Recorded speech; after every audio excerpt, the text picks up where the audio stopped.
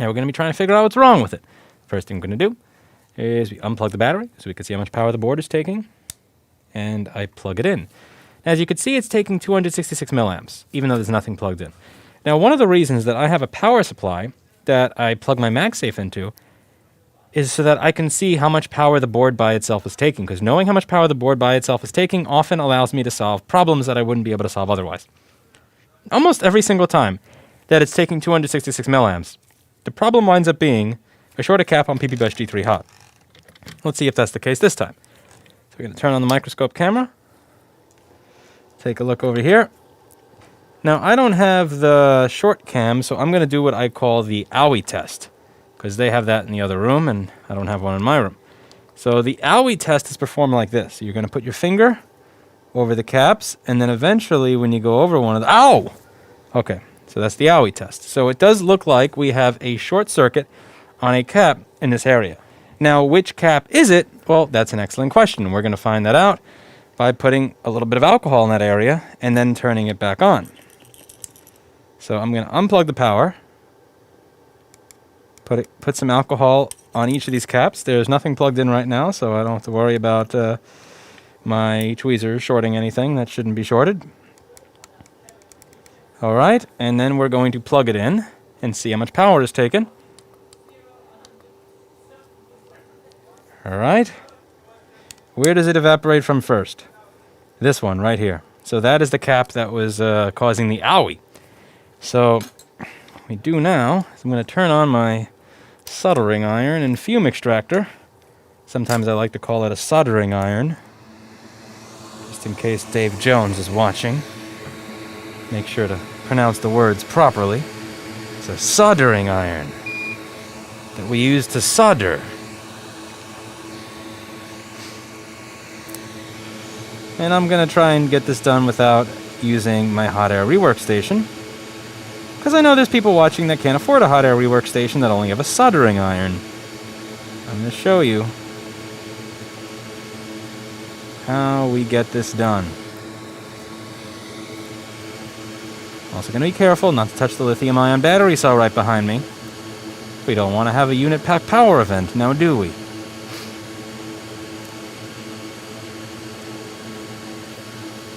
Okay. What's this? Come on. Ah, you're in sleep mode, aren't you? What magnification Barlow do you use? I don't use a Barlow! I hate Barlow lenses. I hate them. They make the image look stranger, and they require that I sit further away from the desk, and I'm short, so I can't do that. I'm 5'6". If I use a Barlow lens, then I would have to sit on a phone book. I'm not a Barlow lens man. I never was and I never will be. I don't use Barlow. I am not a fan of Barlow. Don't Barlow me.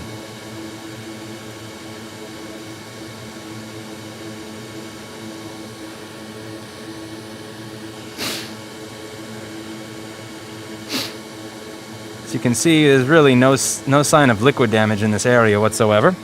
So this was not caused by liquid. This is just a MacBook deciding that, this little cap just woke up one day and said, I'm tired of being used for a MacBook. We're done with that. I'm not playing this cruel game anymore. And that little capacitor never again MacBooked. Never again. Now, if you'd like to replace a capacitor like that one, you can do something like this. We're going to try sliding it in. So I'm going to solder on one pad, like so. And then I am going to slide it in there, and then I'm going to solder the other side. This way I don't have to use hot air. So using hot air, not always the best thing to do.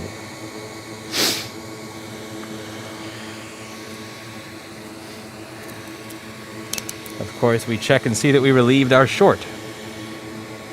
And the short is indeed relieved. Paul Daniels multimeter software is not showing that, but now it should. Indeed, the short is gone. Let's see, which side is the ground side here? The top is the ground side, and the bottom is the PP bus side.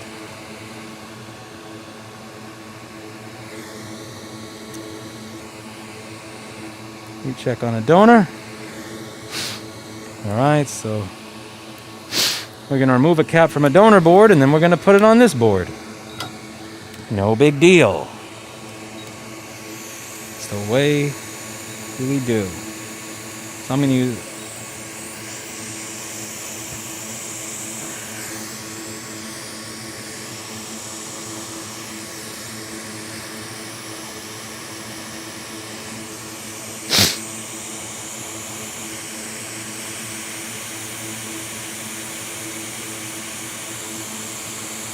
Oh, man.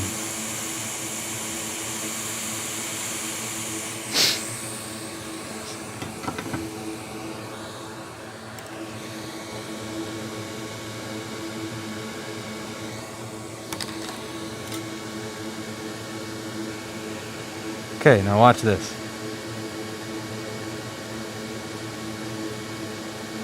Slide on.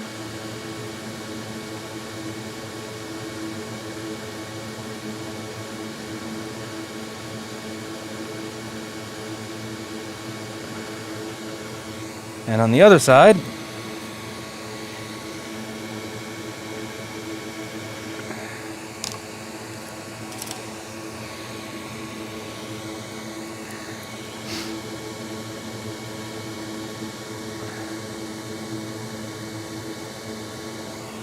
make sure you touch the cap end as well as the board end.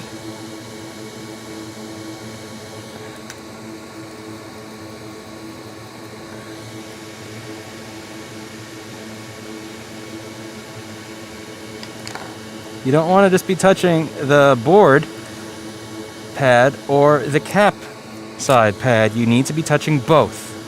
So you have a nice sturdy connection there. And that's what we have, a nice little sturdy connection. Now, just going to wait a second for this little bugger to cool off a little bit. Once it cools off, just give it a moment. You're going to see it turn on again. Now when I plug it in, it's not going to take 255 milliamps because it's being drawn into a short. It's going to take 500 to 600. This is an Ivy bridge, so probably closer to 600. And then it will work. And while I wait for it to cool down, I suppose I could show you what that little cap is for on the board view in the schematic. Paul saw that I got this board. Man, he'd be so mad. He'd be storming in my office right now. Probably with a BB gun. It's a good thing Paul didn't know. Paul doesn't know, can't hurt him.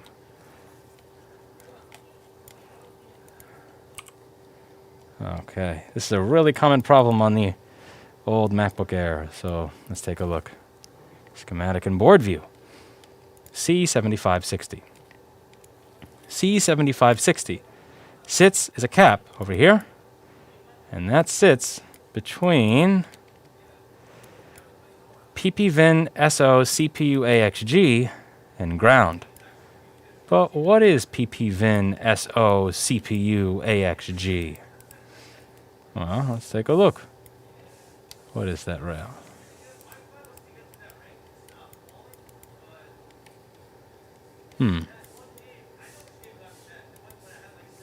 It's interesting. So it's called something different on the schematic than it is on the board view. Here it's called PPBus S5 High Side Computing. And you'll see that that is going to be... Oh, this is actually... They really did make this purposely confusing.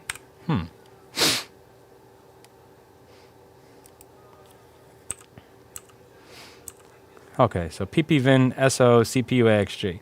That's this, which is this. PPBus S5 High Side Other Computing iSense. There is a subrail of PPBus G3 Hot. Paul Daniels' software doesn't allow me to select something else in the PDF. That's weird.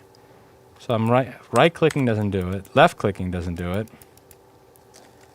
Damn you. This godforsaken software.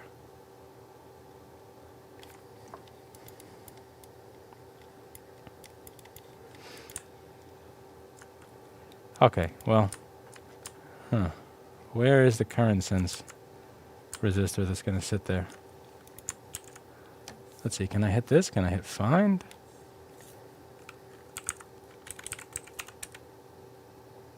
Next. Previous.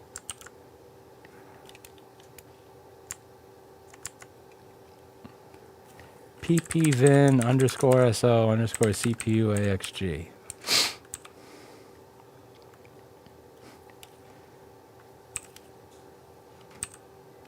Okay, let's try you then.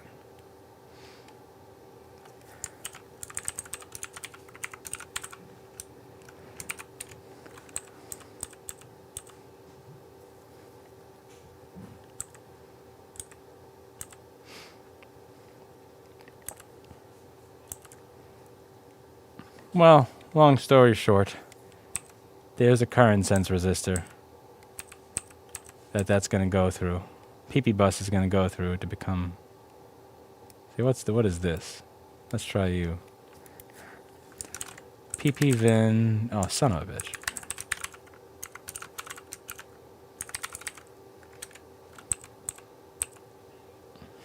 That's the in. The in is ppvin S5 other iSense R, but what does that come from? Oh, that's a subrail of pp bus G3 hot. Okay. So ppvin S5 high side other iSense is what ppvin SO CPU XG comes from. That comes from this, and this comes from this. So TLDR, that cap was between pp bus G3 hot, our main power rail, and ground.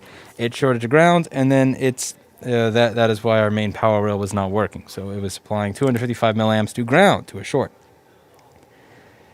On the newer models, that typically blows the fuse, and the older one, it doesn't. As you can see, it does now turn on, it chimes, and it is a happy little MacBook now that it's no longer shorted to ground. It's not going to show anything on the screen because I had it closed. But it will probably wake up at some point and realize that it is now open as it is booting, and give me a nice happy little light on the screen. With any luck, it doesn't give me a question mark folder. No question mark folder of death. Come, little MacBook. Load, little MacBook. Work, little MacBook.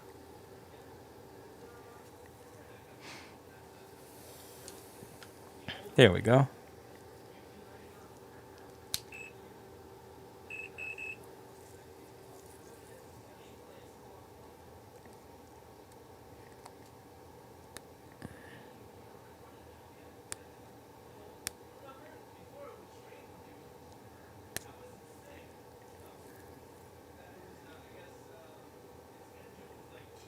Alright, so we have 3 volts on screen output, 8 on backlight output, obviously because it's still, I closed it. So we are just gonna reboot this, because I started it up while it was closed. Isn't the smartest thing to do for...